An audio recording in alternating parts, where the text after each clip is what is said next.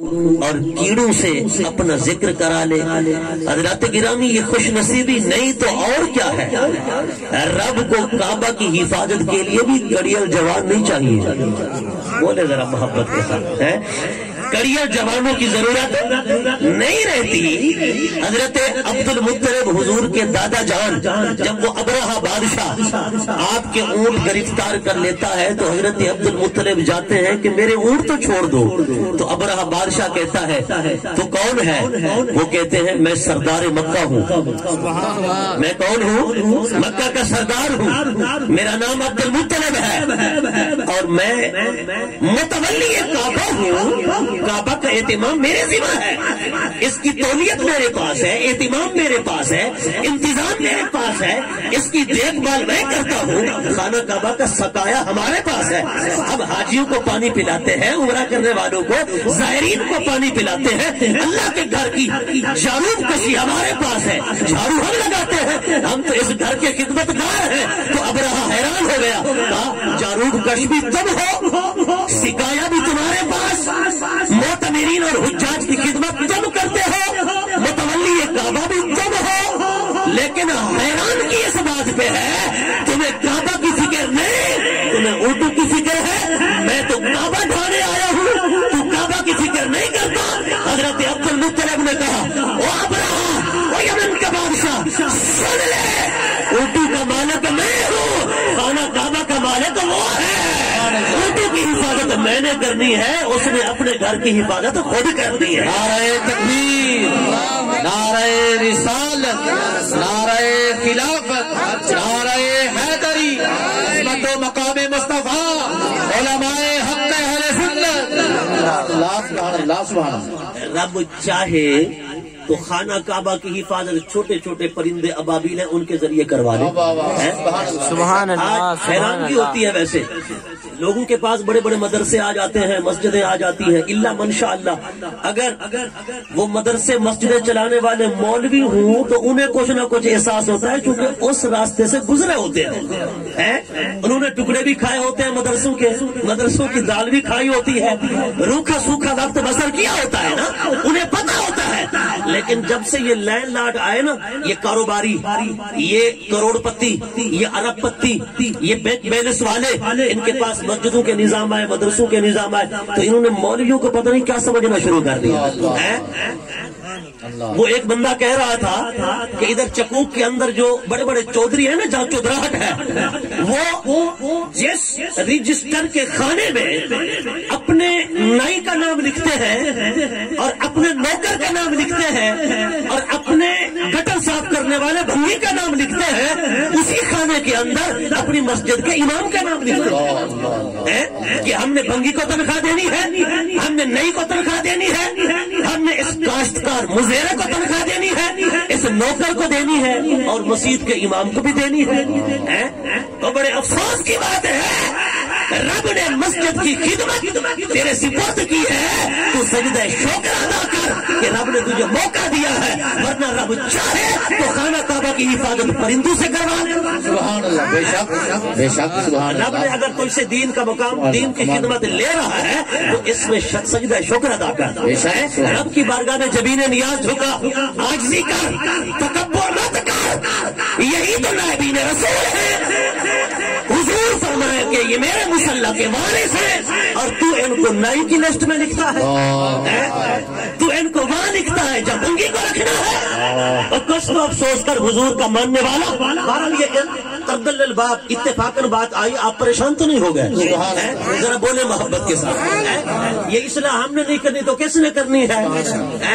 ایسا تو نہ ہونا کہ جب بندہ پیچھے کھڑا ہو تو پیچھے امام کے اللہ اکبر، جب نماز پڑھے تو جب نماز پڑھ لی پھر گئے آگے امام کے، نماز پڑھ لینے کے بعد آگے امام کے، نماز کے وقت پیچھے امام کے۔ جسے امام سمجھا ہے اسے امام سمجھ، اسے امام سمجھ، اور ہر وقت سمجھ، چاہے اس کے پیچھے ہے پھر بھی امام، چاہے نماز کے بعد ہے پھر بھی امام امام ہے نا۔ حضور نے جو حضرت صدیق اکبر کو امام بنایا، حضور نے فرمایا مرو ابا بکر فلیصلی بالناس، ابو بکر سے کہو لوگوں کو نماز پڑھائے، لوگوں کو نماز پڑھائے۔ حضرت صدیق اکبر کو اپنی زندگی میں حضور نے امام بنا دیا۔ کیا بنا دیا؟ امام بنا دیا۔ بڑے افسوس سے کہنا پڑتا ہے کہ آج جب نعت خواں سٹیج پہ کھڑا ہوتا ہے نا تو کھڑا ہوتے ہوئے کیا کہتا ہے؟ میں نے اللہ کی حمد پڑھنی ہے، اللہ کی حمد پڑھنے کے بعد پھر میں نے حضور کی نعت پڑھنی ہے، اس کے بعد میں نے مولا علی کی بارگاہ میں حاضری لگوانی ہے، پھر میری چھٹی ہے۔ اور بڑی حیرانگی کی بات ہے، ایک مرتبہ حضور، میں نے کہا جس کا صدقہ کھاتے ہو حضرت حسان بن ثابت کا، آج نعت کا نعت پڑھتا ہے، پوچھا جائے کیا کر رہے ہو؟ کہتے سنت حسان ادا کر رہا ہوں۔ یہ سنت حسان یہی ہے۔ ایک مرتبہ حضور نے حضرت حسان سے کہا حسان میری نعتیں پڑھتا ہے، کبھی میرے یار کی منقب اپنی پڑھی ہے؟ حضرت حسان نے کہا آقا وہ کون؟ حضور نے فرمایا ابو بکر۔ ابو بکر عرض کی آقا نہیں، حضور نے فرمایا ابو بکر کی منقبت لکھ۔ حضرت حسان نے لکھ لی، حضور نے فرمایا لکھ لی، عرض کرتے ہیں آقا لکھ لی، فرمایا اب پڑھ۔ حضور نے فرمایا میرے سامنے پڑھ۔ سننے والے حضور، پڑھنے والے حسان، تعریف کس کی ہے؟ حضرت ابو بکر صدیق کی۔ اور میں نے کہا نعت خانو اور نقیبو اور خطیبو اور آج کے پیرو، ابو بکر کو مت چھوڑو، اس لیے کہ ابو بکر وہ ہے جس نے سب کچھ مصطفیٰ پہ قرآن کر دیا۔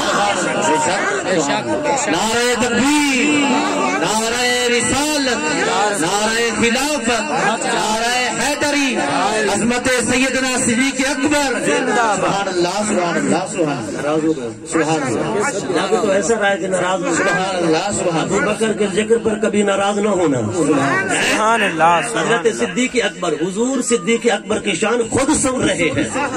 یہ وقت ہے نزاکت کا، جس لمحے سے ہم گزر رہے ہیں نا، جس دور سے ہم گزر رہے ہیں، اس دور میں آج یار غار پر حملے کیے جا رہے ہیں، اور عام لوگ حملے کرنے والے نہیں، بڑے بڑے پیٹ والے، بڑا بڑا علم رکھنے والے اور علم کا دعویٰ کرنے والے۔ میں نے کہا ابو بکر کو بک نہ کر، ابو بکر تو وہ ہے کپڑا گلے میں ڈال کر حضور کی شہزادی کے در پر جاتا ہے اور کہتا ہے سیدہ خاتون جنت، کیا ناراض ہو؟ اگر ناراض ہو تو یہ غلام کی علامت ہے۔ اس طرح کپڑا ڈال کے گئے، آپ نے فرمایا غلام سب کچھ تو حضور پہ قربان کر چکا، تمہارے گھرانے پہ قربان کر چکا، اے سیدہ خاتون جنت میں اب بھی آپ کا غلام بن کر آیا۔ سبحان اللہ۔ میں نے کہا ابو بکر تو وہ ہے جس نے غلامی کا حق ادا کر دیا۔ آج نعت خان کو چاہیے کہ جہاں اللہ کی حمد کرتا ہے، نبی پاک کی نعت پڑھتا ہے، آخر میں مولا علی کا صحرا پڑھتا ہے، وہاں اس کو چاہیے حضرت صدیق اکبر کی منقبت بھی پڑھا کرے۔ سبحان اللہ، سبحان اللہ، بے شک کہا کرو نا۔ سبحان اللہ۔ آج کہا جاتا ہے کہ امام حسین کی شان میں پڑھو جی، وہ امام حسین کی شان بالکل کرو، ہمارا سینہ چوڑا ہو جاتا ہے۔ ہم سنی ہے نا، حضرت فرما رہے تھے ہماری ایک آنکھ نہیں، نہ ہم کانے ہیں، نہ بینگے ہیں، نہ اندھے، الحمدللہ دونوں آنکھیں سلامت ہیں۔ کہ ایک ہاتھ میں دامن صحابہ، دوسرے ہاتھ میں دامن اہل بیت رسول اللہ۔ ہم نے صحابہ کو بھی نہیں چھوڑا، اہل بیت کو بھی نہیں چھوڑا ہے۔ الحمدللہ ہمارے ایک ہاتھ میں دامن صحابہ ہے، دوسرے ہاتھ میں دامن اہل بیت ہے۔ علی کی شان ہو، سنی کا سینہ چوڑا، حسین کی شان ہو، علی حسین کی شان ہو، سنی کا سینہ چوڑا، حسن کی شان ہو، سنی کا سینہ چوڑا۔ میں نے کہا امام سے بتانا یہ کتنے بادشاہ گزرے، ایک خسرو پرویز گزرا جی، ایک اسی طرح شداد گزرا، فرعون گزرا، حامان گزرا، نمرود گزرا، بڑے بڑے بادشاہ تھے نا۔ آج پوچھا جائے نا عاشق رسول سے، یہ خسرو پرویز پتہ ہے کون تھا؟ جو ایران سے لے کر پتہ نہیں کہاں تک، یورپ تک جس کی سرحد ملتی تھی، بہت بڑے رقبے کا حکمران تھا، لیکن حضور کا دشمن تھا، حضور کا یہ خود بھی اور اس کا جو جرنیل تھا وہ بھی۔ ایک مرتبہ حضور نے खत मुबारक लिखा और हुजूर ने फरमाया ये हुजूर के दौर में था। सरकार ने फरमाया कलमा पढ़ मेरा गुलाम बन जा, मेरा गुलाम बन जा। उसने हुजूर का वालानामा देखा, हुजूर का खत मुबारक, ऐसे हुजूर का खत मुबारक देखा और खत को माअज़ल्लाह तवज्जो करना, खत को फाड़ दिया, खत को फाड़ा और सामने फेंका।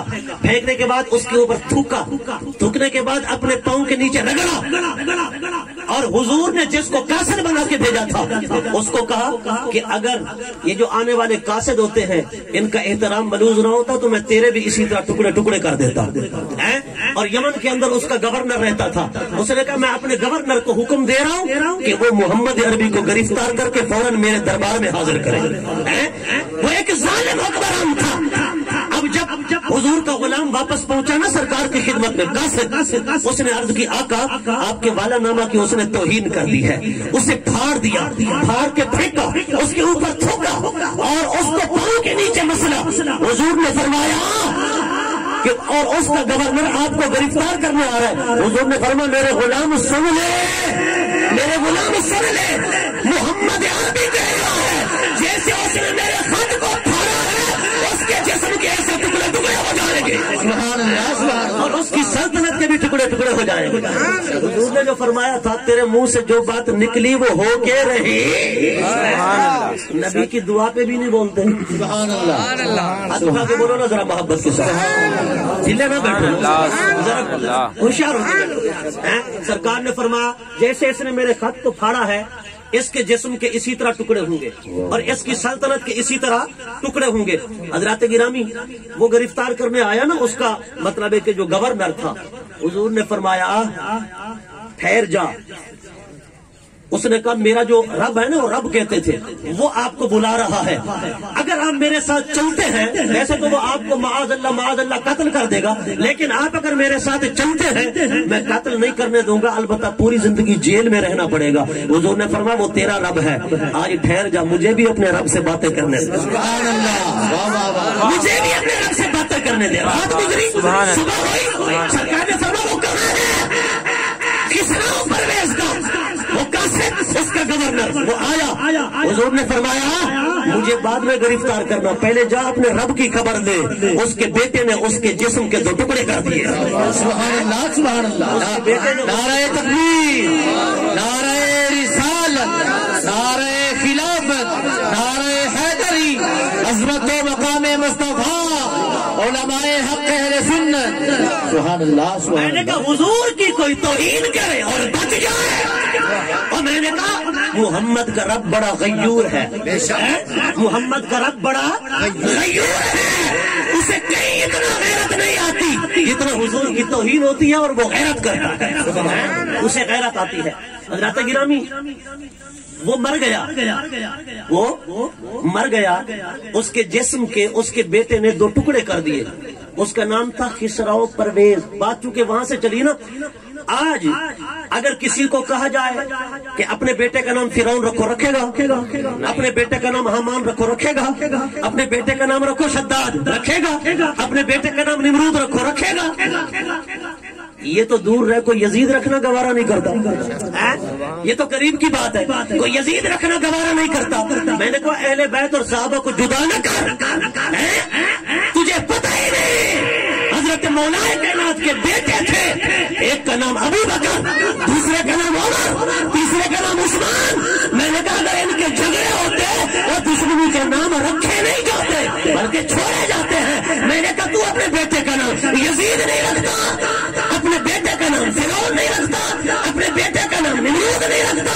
मैंने कहा अली ने अपने बेटों का नाम अबू बकर, उमर, उस्मान रख के बता दिया और हमें जुदा न करो, हम एक हैं।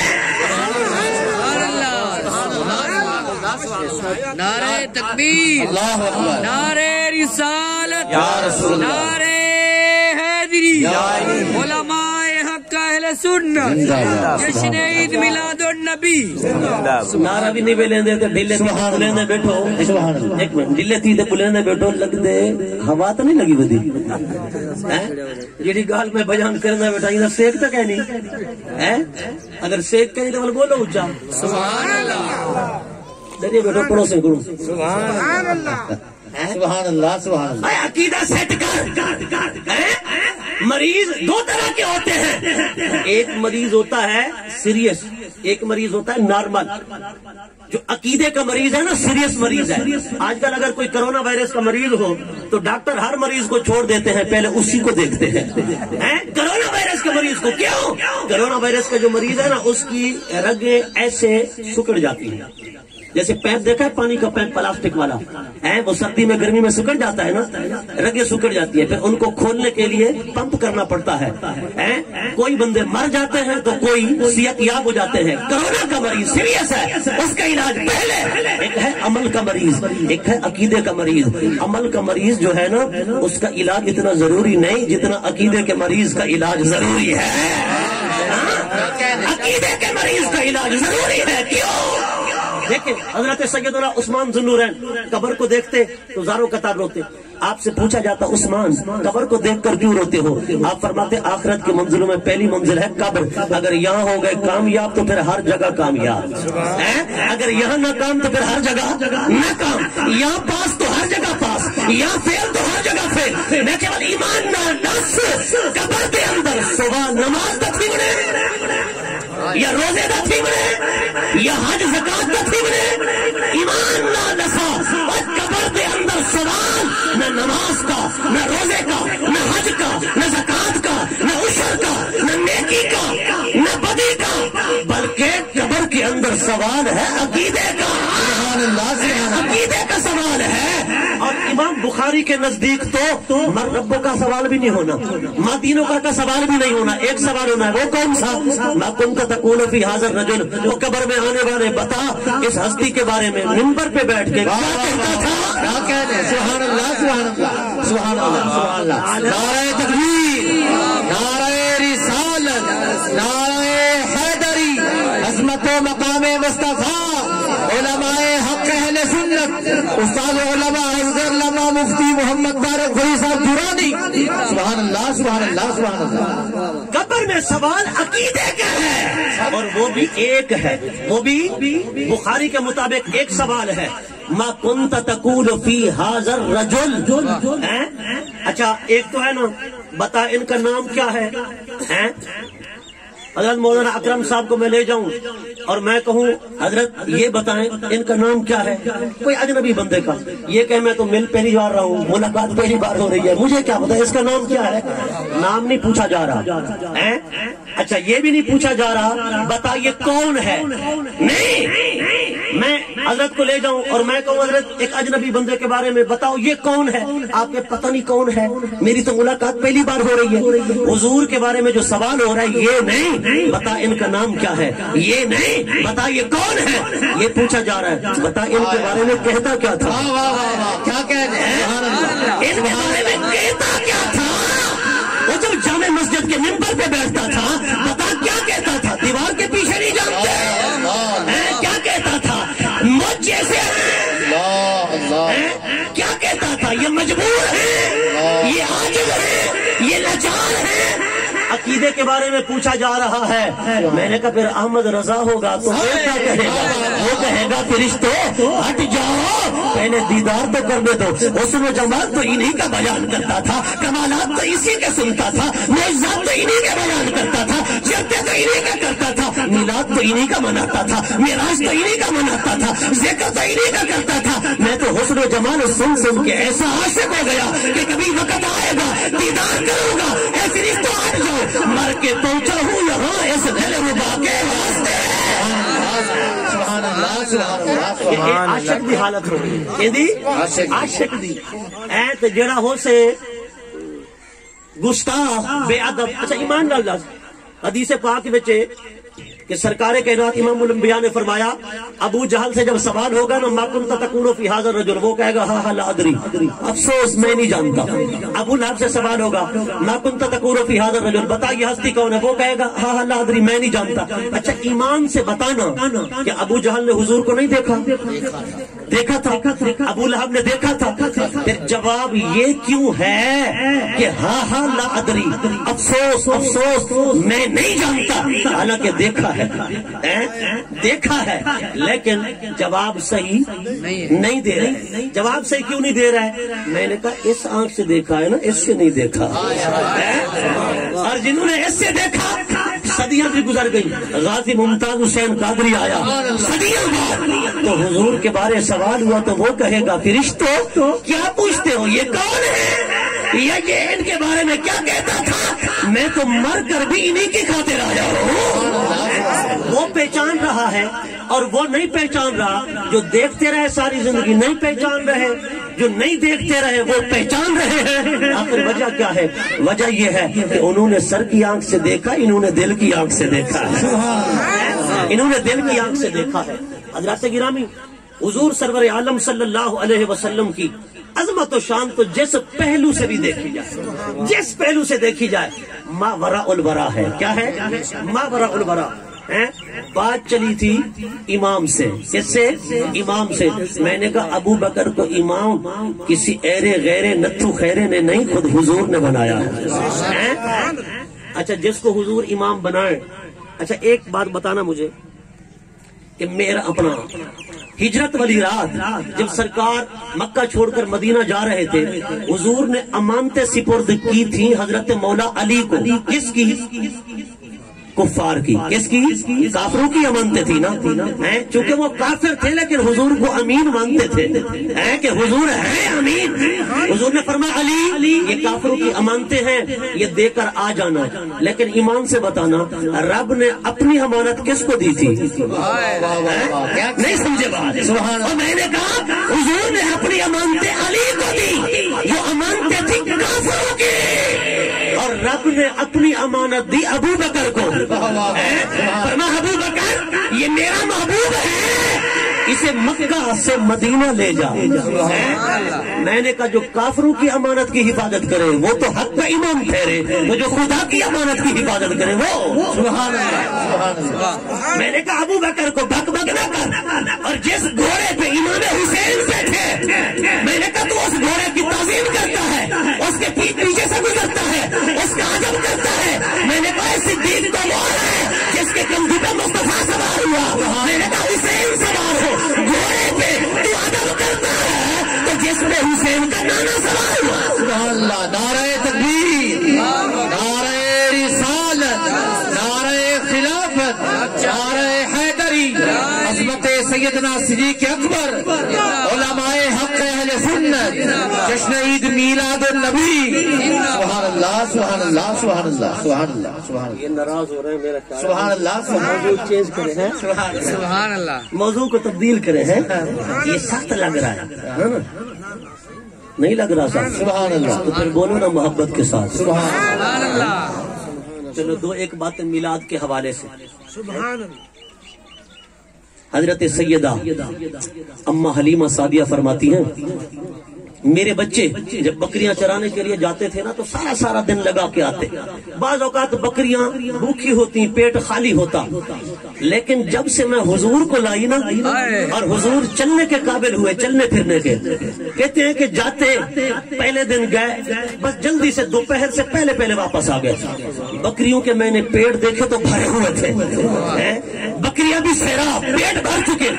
میں نے پوچھا بیٹو کیا وجہ ہے؟ کوئی چراگاہ نہیں ملی؟ تمہیں کسی نے بکریاں نہیں چرانے دی؟ بیٹو نے کہا امی جان بکریاں تو چر کر آئی ہیں، پیٹ بھی بھرے ہوئے ہیں، لیکن دیکھو نا جب سے ہمارے عربی بھائی آئے ہیں یہ ہمارے آگے آگے چلتے ہیں، جہاں ان کا قدم لگتا ہے وہاں سبزہ اگاتا ہے، وہاں سبزہ اگاتا ہے، ہماری بکریاں چرنے لگ جاتی ہیں، بس جاتے جاتے سبزہ اگتا جاتا ہے، ہماری بکریاں چرتی رہتی ہیں، پیٹ بھر جاتا ہے، پھر یہ واپس لے آتے ہیں۔ اللہ اکبر۔ میں نے کہا حضور کے قدم لگے سبزہ کیوں نہ اگے؟ اگر کوئی بندہ اعتراض کرے تو حضرت جبرائیل علیہ السلام جس گھوڑی پر سوار ہو کے آئے تھے نا، اس گھوڑی کے قدم جہاں لگتے تھے، قرآن پاک کا یہ واقعہ ہے، گھوڑی کے قدم جہاں پر لگتے تھے وہاں سبزہ اگاتا تھا۔ کیا اگاتا تھا؟ سبزہ اگاتا تھا۔ اچھا وہ سبزہ اگاتا نا، تو حضرت موسیٰ علیہ السلام کے دور کا جو کافر تھا جس کا نام تھا سامری، اس نے دیکھا حضرت جبرائیل کی گھوڑی کی یہ شان ہے، جہاں قدم لگتے ہیں اور سبزہ اگاتا ہے، اس کے تو پاؤں میں بھی زندگی دینے والی کرامت ہے، اس کے تو پاؤں میں بھی حیات بخشنے والی کرامت ہے۔ اس نے وہیں سے مٹی اٹھائی اور اس نے سونے کا ایک بچڑا تیار کیا تھا جس کا ذکر قرآن میں ہے، وہ بچڑا، اس نے وہ مٹی تھوڑی سی اٹھا کے نا تجربے کے طور پر اس سونے کے بنے ہوئے بچڑے کے منہ میں رکھی تو وہ اسی طرح بولنے لگ گیا جیسے ایک زندہ بچڑا بولتا ہے۔ نہیں سمجھے بات؟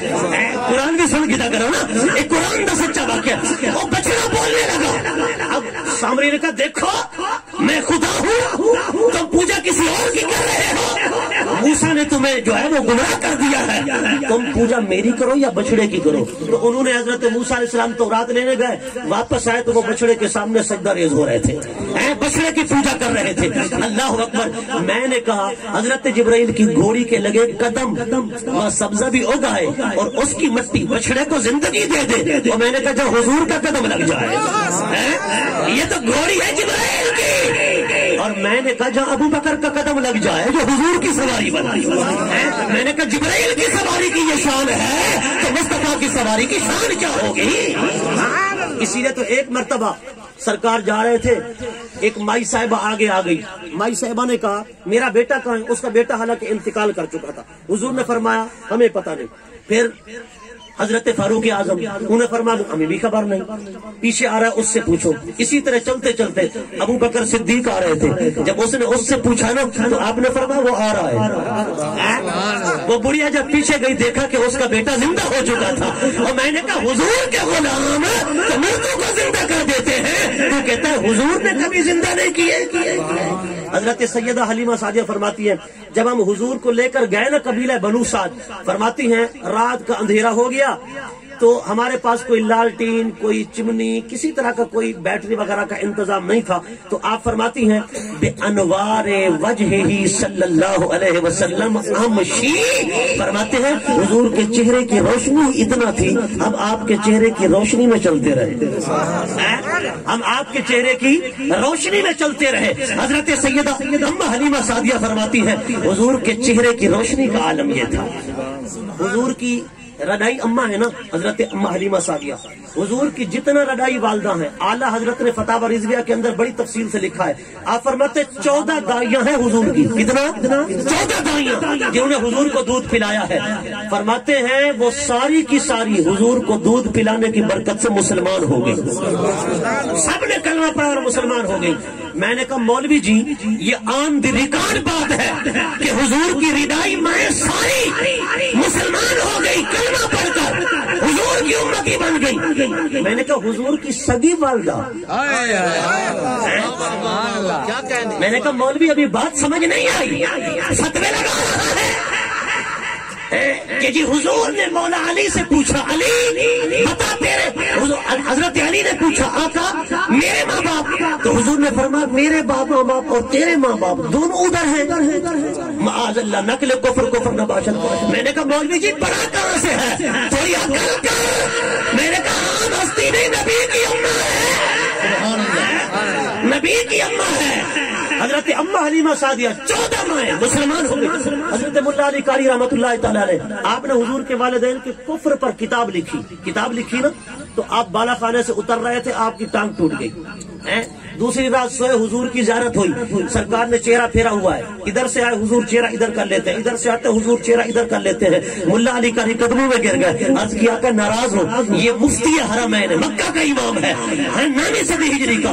حضور نے فرمایا تو میرے ماں باپ کو کافر بنایا اور میں دیدار کراؤں، فرمایا میں ایسے بندے کو دیدار نہیں کرا سکتا۔ ملا علی قاری اٹھے، اپنی کتاب کے رد میں اور کتاب لکھی اور اس میں ثابت کیا کہ میرے نبی کے ماں باپ مومن ہیں، جنتی ہیں، سبحان اللہ، مومن ہیں اور جنتی ہیں۔ میں نے کہا ایسے بک بک نہ کیا کر، نسبتوں کا لحاظ رکھا۔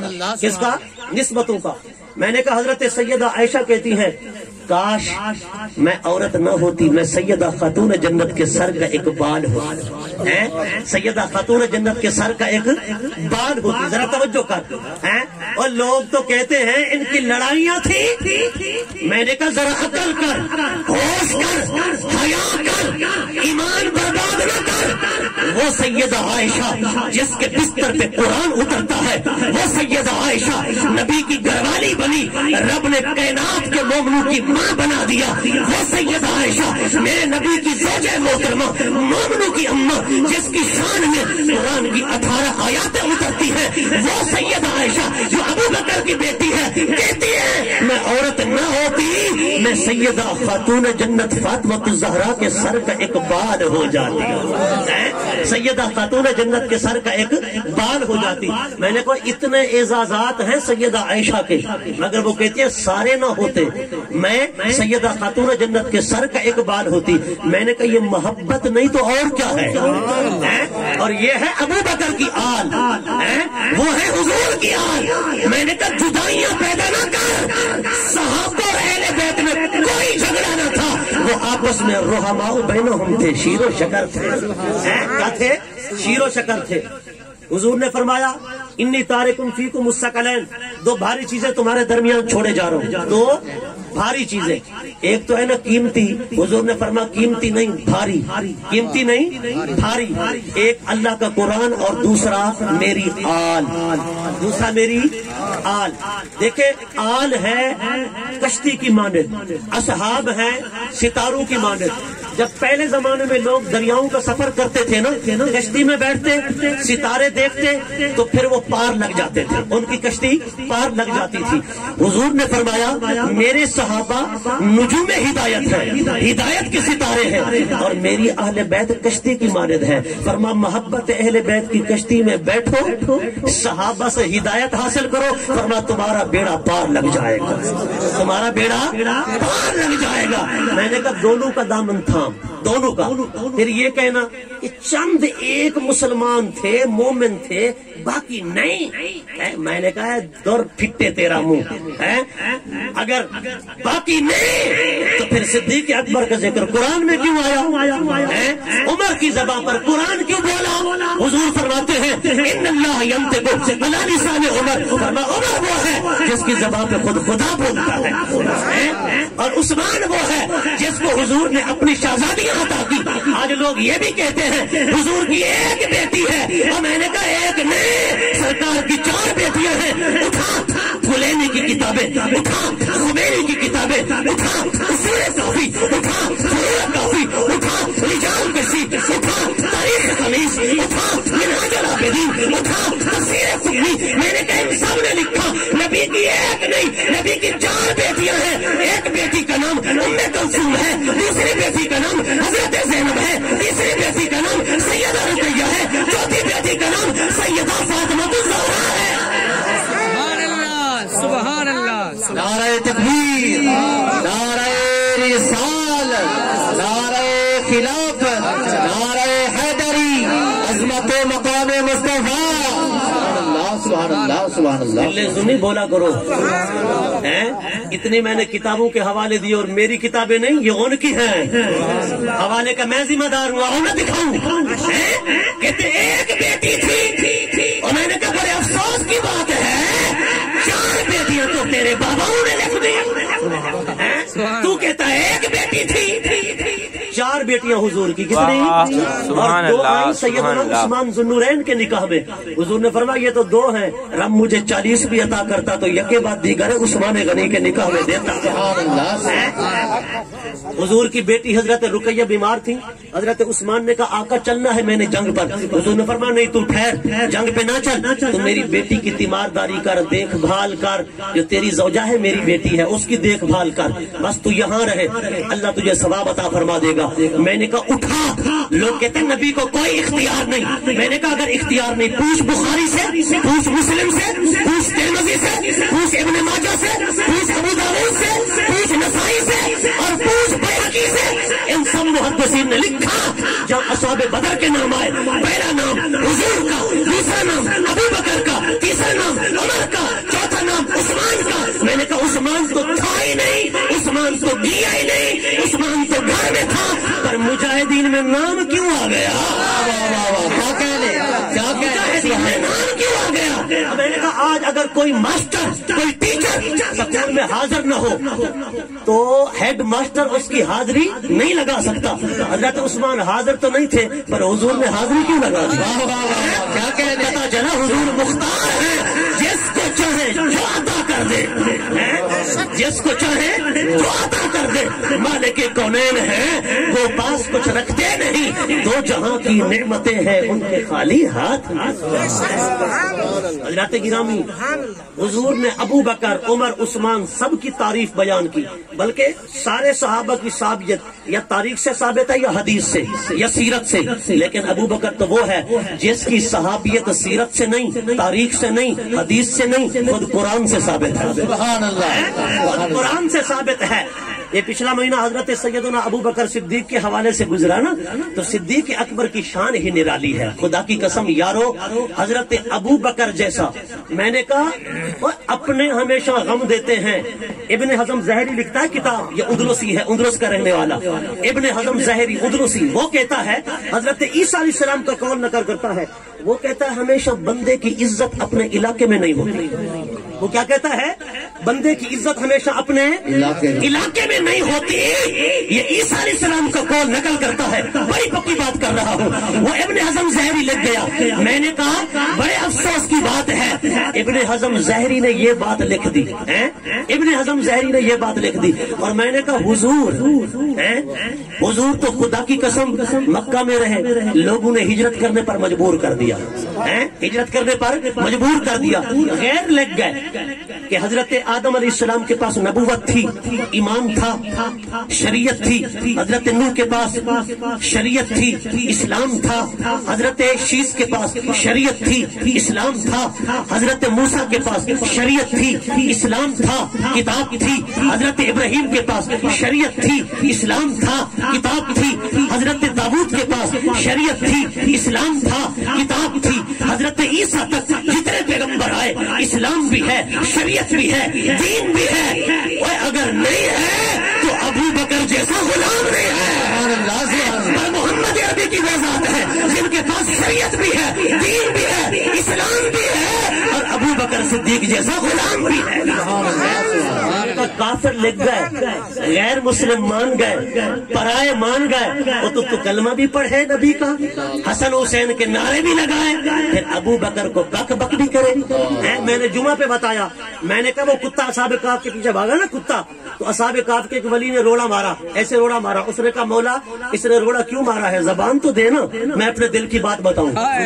رب نے زبان دی، امام قرطبی نے لکھا، اس نے اپنے اگلے ہاتھ اٹھائے اوپر، اس نے یہ دعا مانگی، اللہم انی احب اولیاء اللہ والصالحین۔ وہ اصحاب کہف کے ولیوں، کتا ضرور ہوں پر تمہیں بھونکوں گا نہیں، کتا ضرور ہوں پر تمہیں بھونکوں گا نہیں۔ اور میں نے کہا بھونکا نہیں رہا تو رب نے جنت ہی بنا دیا، رب جنت میں بھیجے گا، سب نے لکھا ہے۔ میں نے کہا کتا ہو کر اصحاب کہف کو نہیں بھونکتا، اور تو بندہ ہو کر اصحاب محمد کو بھونکتا ہے، کیوں؟ اگر کتا ہو کر اصحاب کہف کو نہ بھونکے جنت میں جائے، اگر تو بندہ ہو کر اصحاب محمد کو بھونکے گا تو جنت میں نہیں جائے گا، تیرا ٹھکانہ پھر جہنم ہے۔ بولو محبت سبحان اللہ، سبحان اللہ۔ اس پہ کمپرومائز نہیں ہو سکتا۔ حضور کی عزت پہ، ناموس رسالت پہ، ناموس اہل بیت پہ، ناموس صحابہ پہ بالکل نہ کرنا، ورنہ ایمان برباد ہو جائے۔ جہاں ایسی چیز دیکھیں اس کا بائیکاٹ کریں، اس سے دور ہوں، اس کا کلا کما کریں۔ کیوں کہ عقیدے کی درستگی پہلے ہے، عمل کی درستگی بعد میں ہے۔ میں نے کہا عمل ڈھیڑوں برابر تھے، ڈھیڑوں عمل ہیں، بہت سارے عمل، بیٹھا بھی جنت میں تھا، رب نے کہا گیٹ آؤٹ اخرج، مجھ سے پوچھا کون، میں نے کہا شیطان، عمل بھی زیادہ ہے لیکن رب نے کہا نکال جلدی کر۔ لیکن ایک وہ ہے جس کے پاس عمل بھی نہیں لیکن جائے گا جنت میں، وہ کون ہے؟ وہ اصحاب کہف کا کتا ہے۔ اور میں نے کہا بعض اوقات عمل بھی ہو، بیٹھا جنت میں ہو، پر سائی نکال دیتے ہیں، اگر عمل بھی نہ ہو وہ بھی باہر ادب چا کرے جنت عطا ہو جاتی ہے. اس لیے میں نے کہا عملوں پہ مان نہ کر. میں یہ نہیں کہہ رہا کہ عمل نہ کر، عمل کر، لیکن عملوں پہ فخر نہ کر، عملوں پہ انحصار نہ کر، عملوں پہ اقتصار نہ کر، عملوں پہ اکتفا نہ کر، عملوں پہ بھروسہ نہ کر، عملوں پہ اعتماد نہ کر. اگر اعتماد کرنا ہے تو عقیدے پہ کر، ادب پہ کر، تعظیم پہ کر، احترام پہ کر. کس کا احترام؟ نبیوں کا، رسولوں کا، صحابہ کا، اہل بیت کا، اولیاء کا، اغواث کا، اقطاب کا، اللہ کے سب پیاروں کا. سبحان اللہ. اگر ادب کر لے گا تو جنت میں جائے گا، ادب نہیں کرے گا تو پھر جہنم میں جائے گا. دعا ہے اللہ رب العزت